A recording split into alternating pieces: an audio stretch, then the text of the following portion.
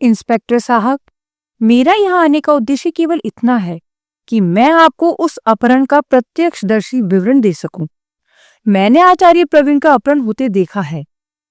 दिवाकर का स्वर इतना स्पष्ट और शांत था कि इंस्पेक्टर गणेश को एक पल के लिए अपनी ही शंकाओं पर संदेह होने लगा। इंस्पेक्टर गणेश ने अपनी रिस्ट वॉच पर नजर डाली।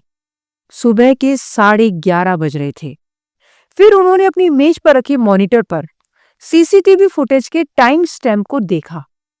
रात के ठीक 2 बजे थे। गणेश के मन में एक ही प्रश्न गूंज रहा था। यदि इस लड़के ने रात के अंधेरे में एक जीवित अपहरण देखा था, तो वो 9 घंटे तक कहां था? दिवाकर ने गणेश के चेहरे पर उभरते अविश्वास को पढ़ लिया था। फिर भी उसने इंस्पेक्टर गणेश के पूछने का इंतजार किया। तुम रात भर कहां थे दिवाकर? गणेश ने अपनी आवाज को जितना संभव हो सके उतना कठोर रखा। मैं कल शाम ही कोणार्क पहुंचा था, दिवाकर ने सहज भाव से उत्तर दिया। मुझे नहीं पता था कि अर्जुन कहाँ है, इसलिए मैंने उसके माता पिता को फोन किया। उन्होंने ही मुझे उसके होटल का पता दिया था। गणेश की अनुभवी आंखें दिवाकर को स्कैन कर रही थी। दिवाकर बिना किसी झिझक के अपनी बात जारी रखे हुए था। जब तक मैंने अपना सामान व्यवस्थित किया और भोजन किया, रात घनी हो चुकी थी। मैं जैसे ही होटल पहुंचा, मैंने देखा कि अर्जुन त्रिनेत्र मंदिर के उस पुजारी के साथ पुलिस की जीप में कहीं जा रहा था। मैंने बिना समय गवाए एक टैक्सी ली और उसका पीछा किया। गणेश को ये सब किसी स्क्रिप्ट जैसा लग रहा था। इतने संयोग पुलिस की शब्दावली में संदिग्ध कहलाते हैं। टैक्सी कोणार्क मंदिर के पास रुकी। दिवाकर का एकालाप जारी था। वे दोनों नीचे उतरे और अंधेरे में ओझल हो गए। मैंने टैक्सी वाले को पैसे दिए और उनकी ओर बढ़ा, पर वहां पहुंचते ही वो दोनों गायब हो चुके थे, जैसे उन्हें धरती निगल गई हो। मैंने उन्हें बहुत ढूंढा, पर थक हारकर उसी टैक्सी वाले के पास वापस गया, जो खुशकिस्मती से वहीं खड़ा था।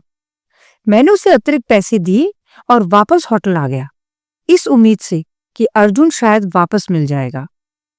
गणेश की उत्सुकता बढ़ रही थी, लेकिन जब मैं होटल की सीढ़ियों पर चढ़ रहा था, तभी मैंने देखा कि आचार्य प्रवीण एक अज्ञात स्त्री के पीछे पीछे जा रहे थे। वो पूरी तरह से उसके वश में लग रहे थे।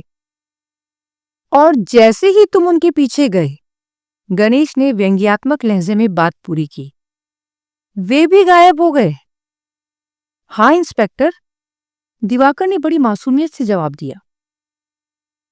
तो फिर तुम्हें यहां आने में इतनी देरी क्यों हुई? मैंने रात की उस प्रहर में आचार्य को ढूंढने की हर मुमकिन कोशिश की इंस्पेक्टर साहब। अंधेरी गलियों में भटकते भटकते मैं टूट चुका था। सुबह 5 बजे मैं अपने कमरे पर पहुंचा और गिरते ही सो गया था। अभी आंख खुली और मैं सीधा आपके पास आ गया। दिवाकर शांत हो गया, पर गणेश के भीतर बेचैनी का ज्वार उठ खड़ा हुआ। दिवाकर की कहानी तकनीकी रूप से पुख्ता थी। वो अर्जुन के माता पिता और होटल के रजिस्टर से अपनी बातों की पुष्टि कर सकता था, पर गणेश का अंतर्मन चिल्ला चिल्ला कर कह रहा था कि कुछ तो गलत है। दिवाकर ने अपने पक्ष के सारे सबूत पहले ही सहेज लिए थे। उसकी कहानी में कोई छेद नहीं था और यही उसकी सबसे बड़ी खामी थी। इतनी परफेक्शन केवल झूठ में ही हो सकती है।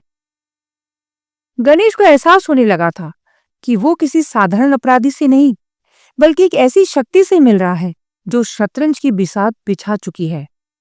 ये कहानी अब केवल रहस्यों की नहीं, बल्कि ये एक रक्त रंजित होने वाली थी। गणेश को समझ नहीं आ रहा था कि वो कानून की रक्षा कर रहा है या खुद ही मौत के किसी चक्रव्यूह में फंस चुका है।